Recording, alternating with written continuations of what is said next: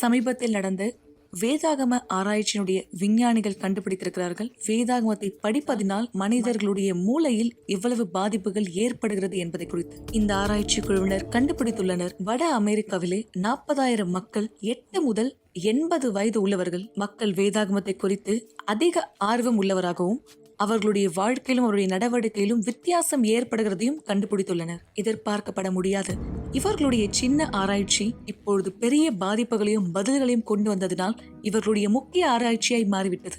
இவர்களுடைய ஆராய்ச்சியில் கண்டுபிடிக்கப்பட்டது, ஒரு நாளுக்கு ஒரு முறை வேதாகமத்தை திறந்து படிக்கும் பொழுது மனிதர்களுடைய மூளையில் வித்தியாசம் ஏற்படுவதாக. போதகர்கள் ஆலயத்திலே வேதாகமத்தை திறந்து இந்த வசனத்தை என்னோடு கூட வாசிங்கள் என்று சொல்லும் பொழுது மக்கள் வாசிக்கும் பொழுது அவர்களுக்குள்ளாக மூளையிலே வித்தியாசம் ஏற்படுவது கண்டுபிடிக்கப்பட்டுள்ளது. வாரத்துக்கு 2 முறை வாசிப்பதும் சரி, வாரத்துக்கு 3 முறை வாசிப்பதும் சரி, நம்முடைய மூளையிலே மிகப்பெரிய வித்தியாசத்தை ஏற்படுத்தி வருகின்றன. ஆனால் இதில் ஆச்சரியம் என்னவென்றால், வாரத்துக்கு 4 முறை அல்லது அதற்கு மேற்பட்டு வேதாகமத்தை வாசிப்பவர்களுடைய மூளையினுடைய எண்ணிக்கை, அவர்களுடைய வளர்ச்சி மிகப்பெரும் தொகையை எட்டியுள்ளது. ஆராய்ச்சியில் நிரூபிக்கப்பட்டுள்ளன. மக்கள் 30% தனிமை உணர்ச்சியினால் பாதிக்கப்பட்டவர்கள், கோபத்தின் பிரச்சனையோடு 32%, உறவுக்குள்ளாக வெறுப்புணர்ச்சிகள் மற்றும் திருமண பிரச்சனைகள், பிள்ளைகளோடு பிரச்சனை, நண்பர்களோடு 40% ஜனங்கள் இருக்கின்றார்கள். மற்றும் குடிப்பழக்கத்துக்கு அடிமையானவர்கள் 57%, ஆவிக்குரிய பிரச்சனையில் பாதிக்கப்படுகிறவர்கள் 60% மற்றும் ஆபாச படங்களில் விழுந்தவர்கள் 61%. அதே போல்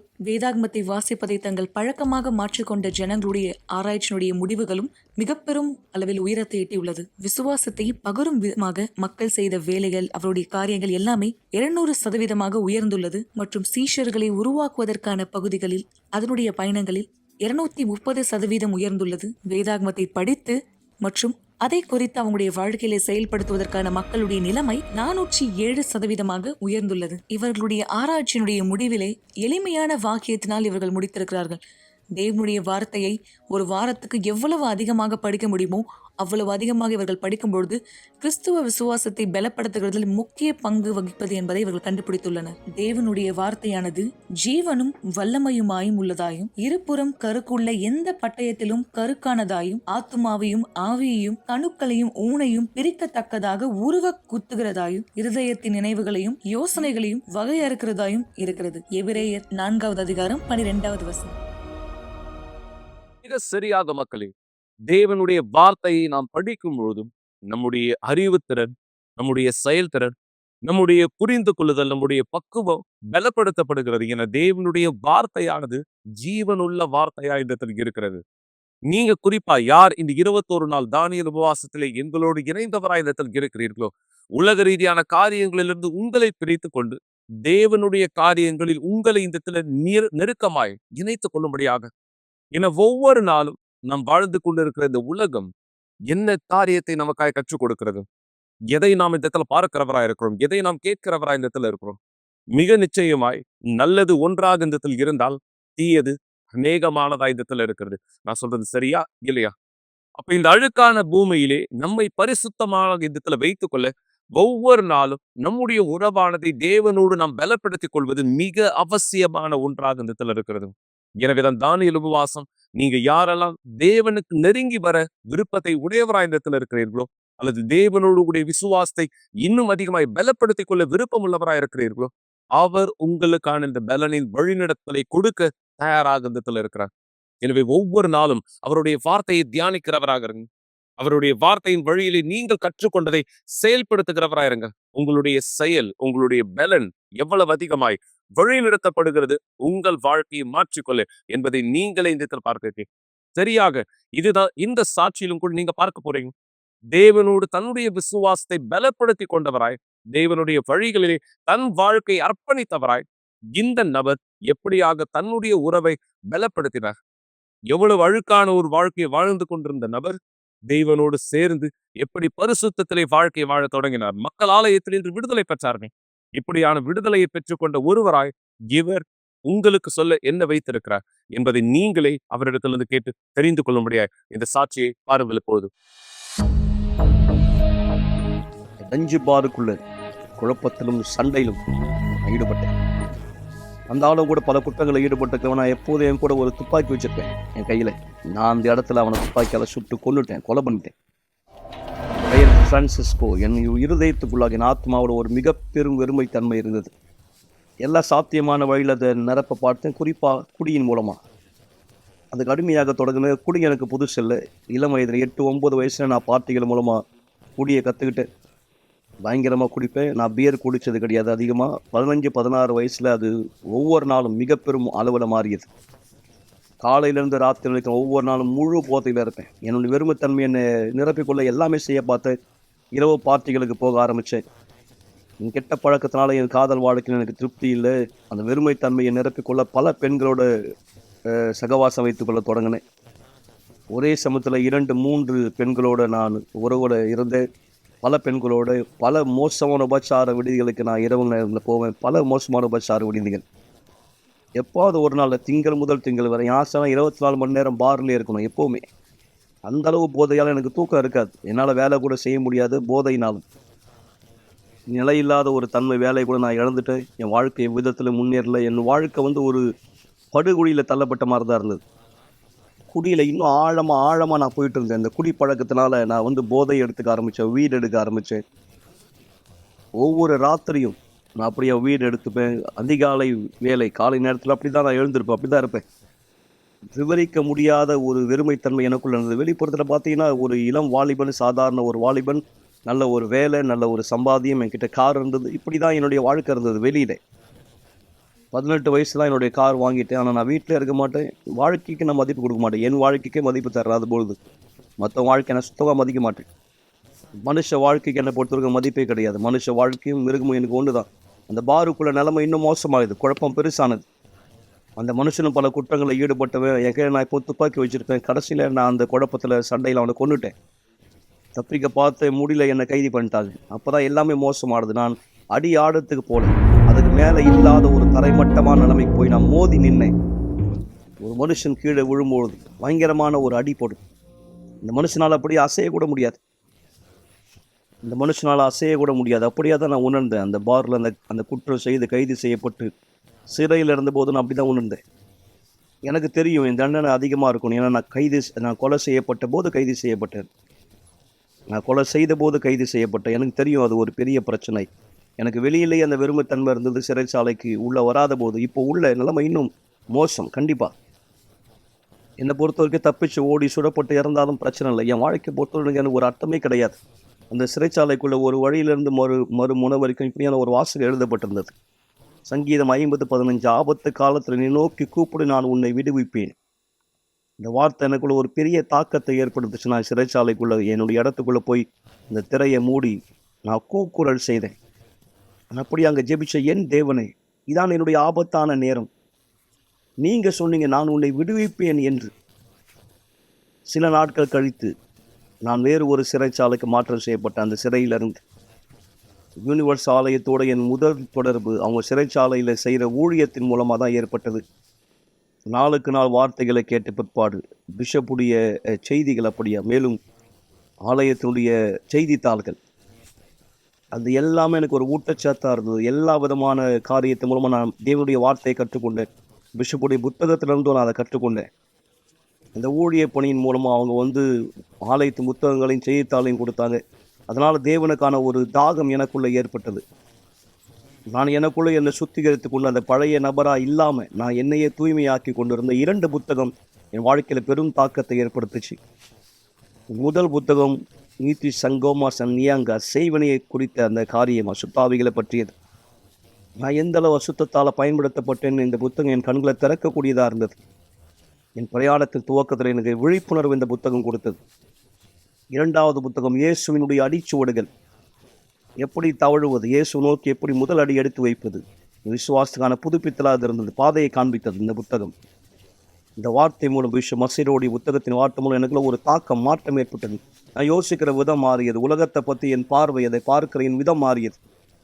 என்னுடைய ஆலயம் ஒவ்வொரு நாளும் ரேடியோ டியூன் பண்ணி அதிலேருந்து வரக்கூடிய அந்த வார்த்தையினால் நான் தேவனுடைய செய்தியை கேட்பேன். அதுதான் என்னுடைய சபையாக இருந்தது. உள்ளே பிஷப்புடைய செய்திகள் எனக்குள்ள தாக்கத்தை ஏற்படுத்தி எனக்கு புரிய வைத்தது. என்னைக்குள்ள மாற்றங்களை கொண்டு வந்தது. பிற்பாடு அந்த நேரம் நாங்கள் அழைக்கப்பட்டோம் தண்ணீரில் ஞானஸ்தானம் பெற்றுக்கொள்ளும்படி. நான் கேட்டது நடக்க என்ன செய்யணும்? நீங்கள் விசுவாசிக்கணும், நீங்கள் செய்ய விரும்பணும். சரி, நான் செய்ய போகிறேன், என் பேர் எழுதி கொள்ளுங்க. அடுத்த ஞானஸ்தானத்துக்காக என் பேரை குறிப்பெடுத்துக் கொள்ளுங்க. நானே சொன்னேன். அத்தருணம் முதல் தேவனுடைய மனுஷன் சொன்ன எல்லாவற்றையும் நான் செயல்படுத்த முடிவெடுச்சேன். ஒரு நாள் எனக்கு நினைவு இருக்கு. இப்போ மாதிரி ஒரு துணையாளர் என் தோள தட்டி சொன்னாங்க, "இந்த சிறைச்சாலையில இருந்து உன்னை தேவன் வெளிய கொண்டு போறது பெரிய விஷயமே இல்லை. மிக எளிமையான ஒரு செயல். ஆனா ஏன் தேவன் உன்னை இங்கிருந்து வெளியே கொண்டு வரணும்? விடுவிக்கணும். நீ அதே பழைய மனுஷனா இருக்கிறதுக்கா? அதே மாதிரி இருக்கிறதுக்கா? இல்ல. நீ பரிசுத்த ஆவியினால் அபிஷேகத்த பெறணும். அதுதான் முக்கியம். நீ பரிசுத்த ஆவியின் அபிஷேகத்த பெறணும். அதான் உன் வாழ்க்கையில மாற்றம் ஏற்படுத்தும்." எத்தனை பேரை நீ பார்த்திருக்க சிறைச்சாலை விட்டு வெளியே போய், அதே நபரா இருந்து திரும்ப சிறைச்சாலைக்கு வந்திருக்காங்க. நீயும் வெளியே போயிட்டு திரும்ப அதே மாரி வரப்போறியா? நான் நினைச்சேன், ஆமா. அவங்க சொல்றது உண்மைதான். இது நிஜம்தான். நான் அப்படியே பல பேர வெளிய இருக்கும்போது பார்த்துருக்கேன். சிறைச்சாலையிலிருந்து வெளிய வருவாங்க. திரும்ப சிறைச்சாலைக்கு போவாங்க. ஒரே நபர் 3 தடவ, 4 தடவ வந்து வந்து போவாங்க. இது உண்மை. ஒரு சிறை கைதி எப்படி உணர்வாங்க எனக்கு தெரியும். எனவே வந்து வந்து போறதுல என்ன பிரயோஜனம்? நான் மாறாத ஒரு நபரா இருந்தேன். எனவே பரிசுத்த ஆவியினுடைய அபிஷேகத்தை பெறுவது மிக முக்கியம். அத்தருணம் முதல் நான் பரிசுத்த ஆவியை அதிகமா தேடத் தொடங்கினேன். ஒரு தருணம் என்னுடைய கன்னத்துல ஓங்கி அறைஞ்ச மாரி இருந்தது. நான் பைபிள் படிச்சுட்டு இருந்தபொழுது, ஒரு வசனம் எனக்கு முன்னாடி நின்னு ஒருத்தர் அறையிற மாரி. இது என்ன வசனம்னா, ஒருவன் கிறிஸ்துவினுடைய ஆவி இல்லாதவனா இருந்தால் அவன் கிறிஸ்துவுடையவன் அல்ல. நான் ஏற்கனவே மாறிட்டு இருக்கேன். தண்ணீல ஞானஸ்நானம் பெற்றுட்டு இருக்கேன். பரிசுத்த ஆவியை தேடிட்டு இருக்கேன். அந்த வார்த்தை வந்த உடனே, அவருடையவன் அல்ல என்று சொன்ன உடனே, ஓங்கி அறைஞ்ச மாரி நான் உணர்ந்தேன். நான் அந்த நேரம் முதல்ல அப்ப நான் தேவனுடையவன் இல்லையா? அப்படின்னு நினைத்துக்கொண்டு நான் அதிகமா தேவனை தேட ஆரம்பிச்சேன். நான் உபவாசம் இருந்தேன். நான் ஜெபிச்சேன். பிஷப்புடைய வார்த்தைகள படிச்சேன்.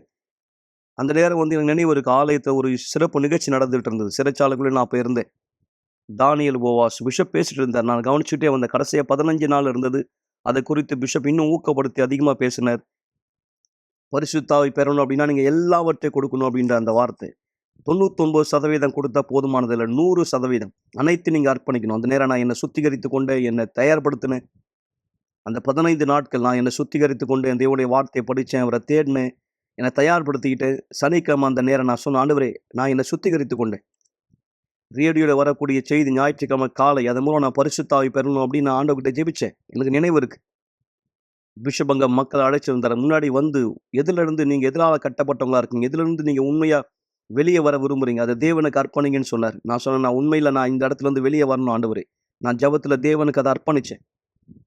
பிற்பாடு பிஷப் சொன்னார், இப்போ தேவனுக்கு கையில தான் எல்லாமே இருக்கு. நீங்க உங்க மிகப்பெரிய பிரச்சனை அவர்கிட்ட அர்ப்பணிச்சிட்டீங்கன்னா பரிசுத்த ஆவியை இப்ப தேடுங்க. தேவனை இப்ப தேடுங்க அப்படின்னார். நான் தேவனை தேட தொடங்கினேன். அதே சமயம் நான் புரிந்து கொண்டேன், பரிசுத்த ஆவி எனக்கு வேணும்னா, நான் பெறணும்னா, என்னுடைய கவனம் வேற எது மேல அதிகமா இருக்கக்கூடாது.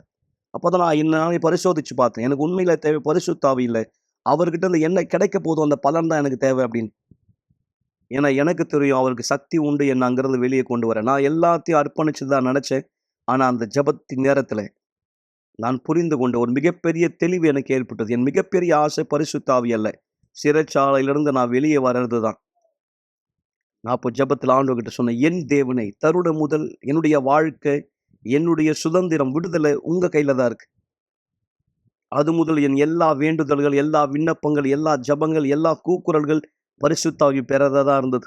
ஒரு நாள் அதிகாலை நேரம் சிறைச்சாலை ஏற்கனவே மோசமான ஒரு சூழல் இருந்தது. அந்த நாள் அங்க ஒரு பெரிய வன்முறை, மக்கள் தப்பிக்கிறதுக்கு முயற்சி எடுத்தாங்க. ஒரு பெரிய கலவரம் சிறைச்சாலைக்குள்ள அந்த நேரம் ஏற்பட்டது. அதிகாரிங்க தெரிந்து கொண்டு எல்லாரையும் உள்ள பூட்டிட்டாங்க. சூரிய ஒளியை பார்க்க முடியாத அளவுக்கு. வேறு ஒரு அறையில இருந்தவங்க தப்பிக்க முயற்சி பண்ணதை கண்டுபிடிச்சிட்டாங்க. அப்படி தப்பிக்க முயற்சி பண்ணவங்களுடைய முயற்சி தோல்வியில முடிந்தது. அது அதிகாரி கண்டுபிடிச்ச உடனே நிலைமை மோசமானது. இருக்கிறத விட மோசமானது. சில துணிகள் மட்டும்தான் எங்க கிட்ட இருந்தது நாங்க மாற்றிக்கொள்ளும்படி. ஒரே ஒரு போர்வை தான். அதுவும் கடினமானது. ஏன்னா அங்க ஏற்கனவே நிறைய கூட்டம் சேர்ந்துருச்சு. நிறைய பேர் வந்துட்டாங்க உள்ள. தப்பிக்கும்படியா இருந்த அந்த அறையில இருந்த கைதிகள் இன்னொரு அறைக்கு மாற்றப்பட்டாங்க. அங்க ஒருத்தர் படுத்துக்கிறது ரொம்ப கடினமா இருந்தது. திரும்புறது, அசைறது ரொம்ப கஷ்டமா இருந்தது. அந்த நாள், அந்த அதிகாலை நேரம், அந்த மோசமான ஒரு சூழ்நிலையிலே நான் அந்த சமயம் பரிசுத்த ஆவி பெற்றுக்கொண்டேன். அந்த மோசமான ஒரு சூழ்நிலை, அந்த தருணத்திலே பரிசுத்த ஆவி அந்நேரம் முதல் என் வாழ்க்கையை, எண்ணங்களை மாற்றினார். பைபிள்ல சொல்லப்பட்டிருக்கு, பரிசுத்த ஆவி பெற்றுக்கொள்ளுங்கள், அப்போது நீங்கள் மாற்றமடைந்து புது சிருஷ்டி ஆவீர்கள். சிறைச்சாலைக்குள்ள அந்த மோசமான இடத்துல நான் சந்தோஷத்தை, சமாதானத்தை பெற்றேன். என்னை பொறுத்த வரைக்கும் எனக்கு இனி விடுதலை தேவையில்லை. ஏன்னா நான் ஏற்கனவே அந்த இடத்துல அதுக்குள்ளே நான் விடுதலை பெற்று விட்டேன். அது சரீர விடுதலை இல்லை, ஆவிக்குரிய விடுதலை. ஆனா முன்பு நான் சரீர ரீதியா வெளியே விடுதலையா தான் இருந்தேன். ஆனா உண்மையில ஆவிக்குரிய விதத்துல நான் ஒரு சிறை கைதியா தான் வெளியே அப்ப இருந்தேன். ஆனாலும் வெறுமை தன்மையா சுதந்திரம் இல்லாதவனா இருந்தேன். ஆனா இப்ப சிறைச்சாலைக்குள்ளேயும் நான் சுதந்திரவாளியா இருக்கிறேன்.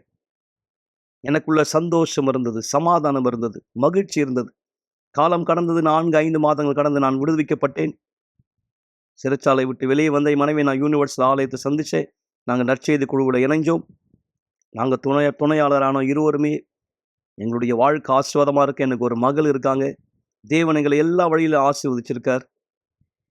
நான் மிகவும் நன்றி உள்ளவனா இருக்கிறேன். யூனிவர்சல் ஆலயத்துடைய சிறைச்சாலை ஊழியத்துக்காக அங்கேதான் நான் ஆண்டவரை கண்டடைந்தேன். அவங்க ஒரு அருமையான ஊழியம் செய்துட்டு இருக்காங்க. அந்த இடத்துல பிஷப் மசீடோ உடைய புஸ்தகத்தின் மூலமா ஒரு வார்த்தையில பல விஷயம் கற்றுக்கொண்டேன். அவர் புத்தி உள்ள விசுவாசம் குறித்து பேசுறார். புத்திசாலித்தனத்தை பயன்படுத்தும்படி சொல்றார். மக்கள் பலதரப்பட்ட கருத்துக்களை தவறாய் ஆலயத்தை குறித்து சொன்னாலும் ஆலயம் சிறந்த ஊழியம் செய்து கொண்டிருக்கிறது. அதான் உண்மை. வியாழக்கிழமைகள்ல மக்கள் சிறைச்சாலை கூட போய் பிரசனங்களை கொடுக்குறாங்க. தேவன் வார்த்தையை பகிர்ந்து கொள்றாங்க, புத்தகங்களை தராங்க, செய்தித்தாள் கொடுக்குறாங்க. இப்படியா தான் நான் ஆண்டவரை, பரிசுத்த ஆவியானவரை நான் பெற்றுக்கொண்டேன், அறிந்து கொண்டேன். இன்று நான் தேவனோடு கூட இருக்கிறேன். அவர் என்னை எல்லா விதத்துல ஆசீர்வதித்துக் கொண்டிருக்கார். முக்கியமா பரிசுத்த ஆவியினால என்னை அபிஷேகிச்சிருக்கார். எனக்கு எதுவுமே இல்லாவிட்டாலும் சந்தோஷம், சமாதானம், மகிழ்ச்சி எனக்குள் இருக்கிறது.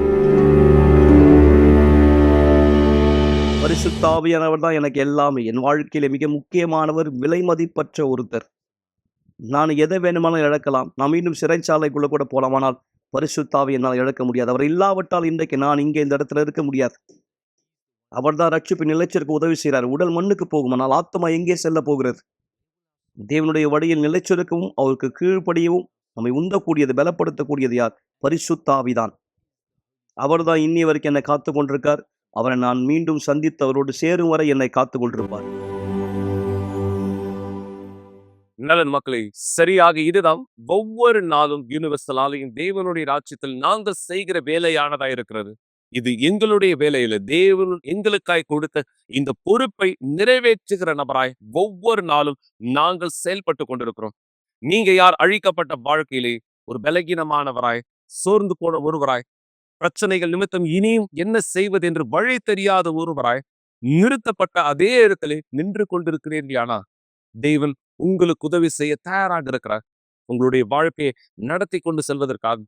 என தேவன், நான் பல முறை மக்கள் உங்களோடு பேசினது போல, உங்கள் கடந்த காலங்களை பார்க்கிறவர்கள், இந்த நேரம் நீங்கள் உங்கள் வாழ்க்கையை அவருடைய கைகளில் ஒப்படைக்க தயாராக இருப்பீர்களானால் அவர் அதை மாற்ற தயாரானவராக இருக்கிறார்.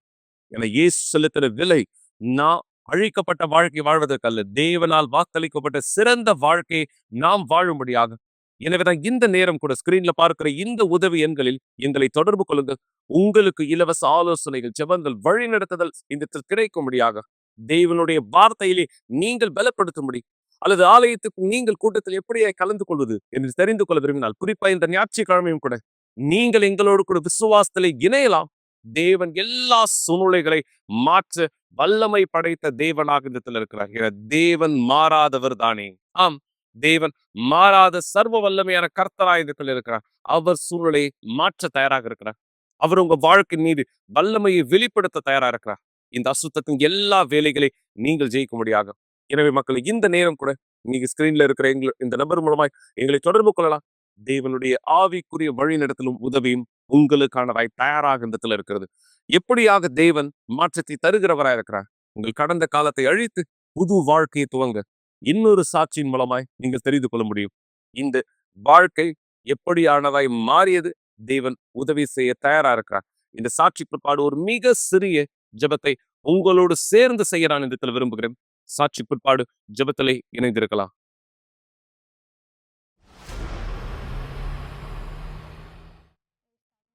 நான் என் ஃப்ரெண்டோட வண்டியில போயிட்டு இருந்தேன். நாங்க போதைப் பொருள் வாங்குறதுக்காக போயிட்டு இருந்தோம். நாங்க நியூ இயர் நைட் பார்ட்டி முடிச்சு வந்துட்டு இருந்தோம். நாங்க அப்போ ஹெல்மெட் போடல. அங்க ரொம்பவே இருட்டா இருந்துச்சு. எங்களுக்கு சரியாவே பார்க்க முடியல. நாங்க எப்ப அந்த சந்தை திரும்பினோமோ, எதிர்க்க வந்து பைக்ல வந்து இன்னொருத்தர் எங்களை இடிச்சிட்டாரு. நாங்க முன்னாடி இப்ப விழுந்துட்டோம்.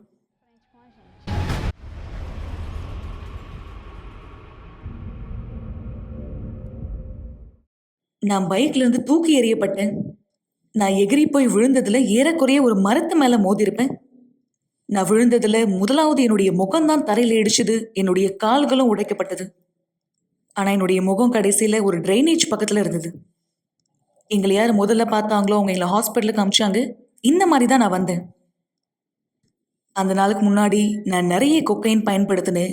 விஸ்கி நிறைய குடிச்சிருந்தேன். மருத்துவர் எனக்கு சிகிச்சை கொடுத்தாங்க. ஆனா அவங்களுக்கு தெரியாது நான் கொக்கைன் பயன்படுத்தியிருந்தேன், நான் குடிச்சிருந்தேன்னு மருத்துவருக்கு தெரியாது. எனவே என்னுடைய சூழ்நிலை ரொம்பவே மோசமா இருந்தது. அந்த நேரம் எனக்கு வலிப்பு ஏற்பட்டது. என்னுடைய கை கால் நகர முடியாம ஆயிடுச்சு. அதுக்கு பிற்பாடு கொஞ்ச நேரத்துல டாக்டர் என்ன ஐசியூல அட்மிட் பண்ண வச்சாங்க. என்னுடைய தலையில பலமா அடிபட்டதுனால என்னுடைய மூளையில காயம் ஏற்பட்டது. என்னுடைய சூழ்நிலை மோசமா ஆகாம இருக்கிறத தடுக்கிறதுக்காக அவங்க என்ன செயற்கையான கோமால படுக்க வச்சுட்டாங்க. நான் ஏறக்குறைய 40 நாள் கோமால இருந்து இதுதான் என்னுடைய சூழ்நிலையா இருந்துச்சு.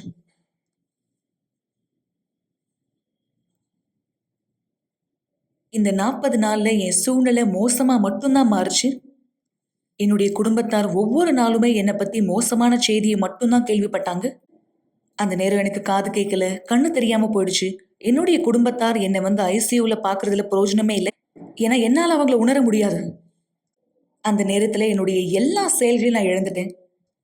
அந்த நேரம் டாக்டர் எங்களுடைய குடும்பத்தாரை கூப்பிட்டு சொன்னாரு, உங்க பொண்ணுக்கு வந்து வலிப்பு வந்துருச்சு மற்றும் ஹார்ட் அட்டாக்னால பாதிக்கப்பட்டாங்கன்னு. இதுதான் தினசரியா என்னை குறித்து என் குடும்பத்தாருக்கு சொல்லப்பட்ட செய்திகள். கடைசியா ஒரு நாள் டாக்டர் என்னுடைய குடும்பத்தாரை பார்த்து சொன்னாரு, அவங்களுக்காக நம்ம செய்யற எல்லா முயற்சியும் நிறுத்திடலாம். நீங்க என்னென்ன பேப்பர்ல சைன் பண்ணுமோ எல்லாத்தையுமே நீங்க சைன் பண்ணிடுங்க. எல்லா மிஷினையும் ஆஃப் பண்ணிடலாம். அவங்க ஓய்வு எடுக்கிறதே சிறந்ததுன்னு சொன்னாரு. ஏன்னா இவங்க இருக்க சூழ்நிலையை பார்த்தா இவங்க உயிரோட இருக்க முடியாது. ஒருவேளை அவங்க உயிரோட இருந்தா அவங்க படுத்த படுக்கையா தான் இருக்கணும்னு சொன்னாரு.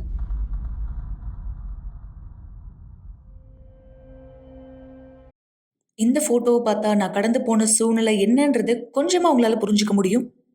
என்னுடைய முழு உடலும் வீக்கமா இருந்தது. என் குடும்பத்தார் என் மேல இருந்த எல்லா நம்பிக்கையும் இழந்துட்டாங்க. என்னுடைய அம்மாவும் என்னுடைய சகோதரியும் தவிர. ஏன்னா அவங்க எப்பவுமே நம்பினாங்க நான் திரும்பி வருவேன்னு. அவங்க சின்ன வயசா இருக்கும்போதே எங்க அம்மா அவங்கள சர்ச்சுக்கு கூட்டிட்டு வந்தாங்க. இருந்தாலும் தவறான நட்புறவு, கெட்ட பழக்கங்களுக்கு தன்னை ஈடுபடுத்திக்க ஆரம்பிச்சாங்க. அவங்க முழுமையா தவறான வாழ்க்கைய வாழ ஆரம்பிச்சாங்க. நாட்கள் போக போக அவங்களுடைய நிலைமையானது மோசமா மாறிட்டே போச்சு.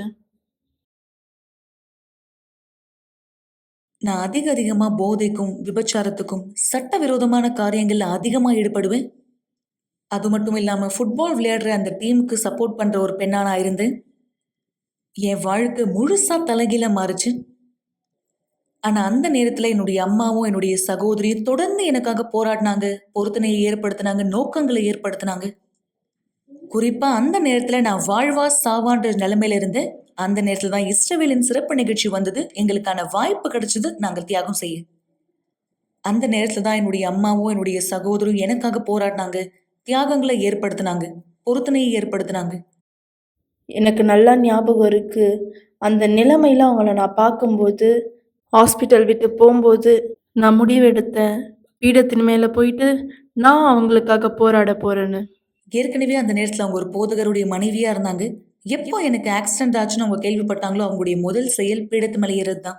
நான் நாப்கின் பயன்படுத்த வேண்டியதா இருந்துச்சு, மருந்துகள் நிறைய வாங்க வேண்டியதா இருந்துச்சு. இதை அவங்க பார்த்தோன்னு சொன்னாங்க, இல்ல நான் பீடத்து மேலே ஏறணும்னு. அவங்க முடிவெடுத்தாங்க, இந்த சூழ்நிலையில நான் பீடத்தை ஏறி ஆகணும். என எனக்கு தெரியும் தேவன் அவங்களை மீண்டுமாக கொண்டு வருவாருன்னு.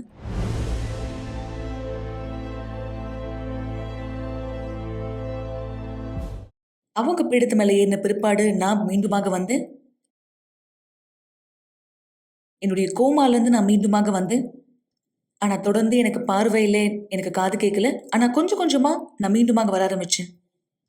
மருத்துவரால எந்த ஒரு நம்பிக்கையும் கொடுக்கப்படாம இருந்த ஒரு நபர் நான் மீண்டுமாக பார்க்க ஆரம்பிச்சேன். மீண்டுமாக நான் கேட்க ஆரம்பிச்சேன். ஆனா இதுல குறிப்பிடத்தக்க ஒரு விஷயம் இருக்கு. நான் மருத்துவமனையிலேருந்து வெளியே வந்த பிற்பாடு என்னுடைய பழைய குணாதிசயம் மறிக்கவே இல்லை. நான் எப்போ முழுமையா குணமானனோ மீண்டுமாக உலகத்துல வாழ்க்கையே நான் தொடங்க விரும்பினேன். நான் முன்னாடியே சொன்னது போல சில விஷயங்கள்ல என்னுடைய மாம்சத்தினால எதிர்த்து நிற்க முடியல. ஆனா இந்த இடத்துலதான் கவனத்திற்குரிய ஒரு விஷயம் ஒண்ணு நடந்துச்சு.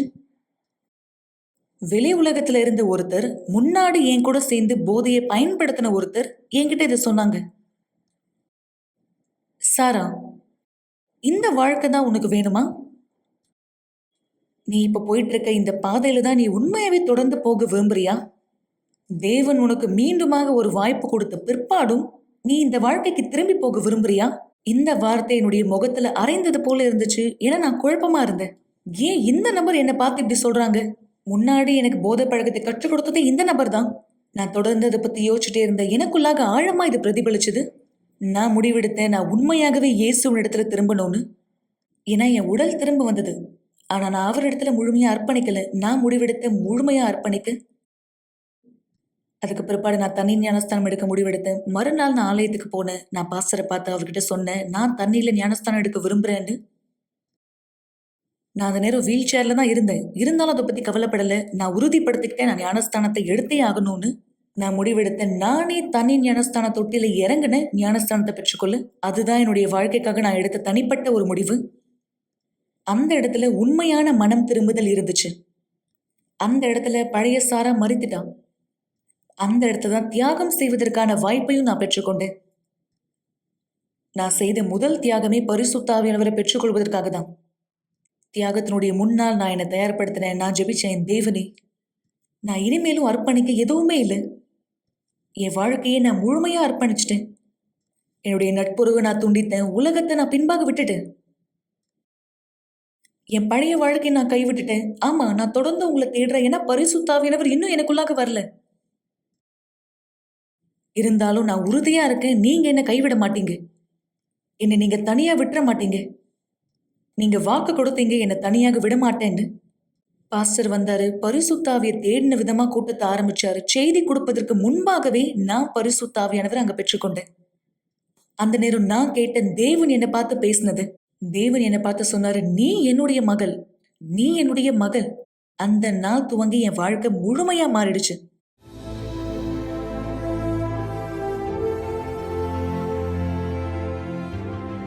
இப்போ எனக்கு எந்த பாதிப்புமே இல்லை. என்னுடைய மூளையில, என்னுடைய தலையில இருந்த அந்த தழும்புகள் எல்லாமே மறைஞ்சிருச்சு. இன்னைக்கு நான் சந்தோஷமான ஒரு திருமணத்துல இருக்கேன். நான் முதலாவது சந்தோஷமா இருக்கேன். இனிமேலும் எனக்கு யாருடைய ஒப்புதலும் தேவையில்லை. ஏன்னா தேவனுடையது தாமே என்னுடைய வாழ்க்கையில இருக்கு. அவங்க முழுமையான மாற்றம் அடைஞ்சிருக்காங்க. இன்னைக்கு நான் பார்க்குறேன், நான் செஞ்ச எல்லா தியாகமும் அவங்களுக்காக போராடின போராட்டங்கள் தகுதியுள்ளதா இருக்கு. அவங்க உண்மையாலே தேவனால பிறக்கப்பட்டிருக்காங்க. அவங்களுக்கு புதிய வாழ்க்கை இருக்கு. அவங்க வாழ்க்கைக்குள்ள பரிசுத்த ஆவியானவர் வேலை செய்கிறத எங்களால் தெளிவாக பார்க்க முடியுது. நான் என்னுடைய அம்மாவுக்கும் என்னுடைய சகோதரிக்கும் நன்றி சொல்ல விரும்புகிறேன். அவங்களுடைய விசுவாசத்துக்காகவும் அவங்க தொடர்ந்து எனக்காக போராடினதுக்காகவும். ஏன்னா அவங்க எனக்காக செய்யலைன்னா இன்னைக்கு நான் இங்க இடத்துல இருந்திருக்க மாட்டேன். என்னால் பார்க்க முடியுது, தேவன் இன்னைக்கு எனக்கு ஒரு வாய்ப்பானது கொடுத்துருக்கார். என்னுடைய அம்மா, என்னுடைய சகோதரியினுடைய முழு உழைப்புக்கும் அது தகுதியா இருக்கு.